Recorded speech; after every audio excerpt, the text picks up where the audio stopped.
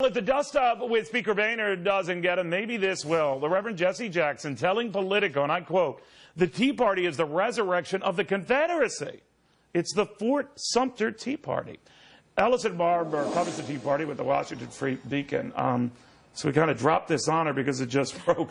But Ellison's nice enough to talk about it. What do you make of that? Boy, that doesn't galvanize him. I don't know what will. Right. I mean, it was a nonsensical statement to make. Essentially, that was just name-calling, which I don't think bodes well for anyone to resort to name-calling if you can't attack them on substance to go for name-calling. Everything becomes a racial issue in this Right, case. and it doesn't make sense. I mean, you just heard Jenny Beth Martin. What they're pointing to, the Tea Party is pointing to, are substantive issues. And I think if you're going to hit them on a parochial issue like calling them a name, they're going to come back at you and show you the serious problems that they have with policy issues, which we just saw are actually real issues that they have. You know, one of the things I'm noticing is that they're far more galvanized and angry than they were in the past, as if they've been let down enough on issues that are core to them. And people can agree or disagree with the Tea Party on this and a variety of issues, but they're not fading, you know, quietly into the night. Why not?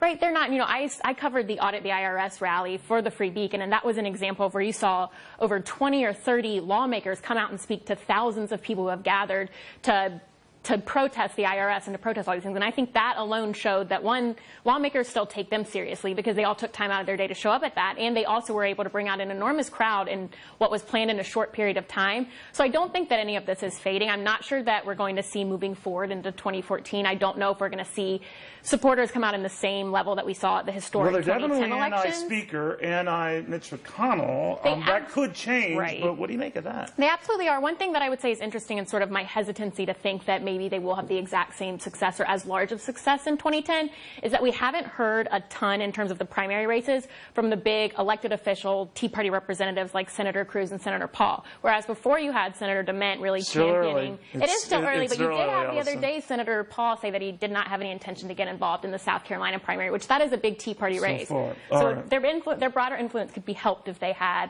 more vocal voices within the Senate. We shall see. Ellison, thank you so much. In the meantime, McMansions are back. Does that mean housing is too? Why size matter or matters? And when it comes to homes, well, it really matters. When I first felt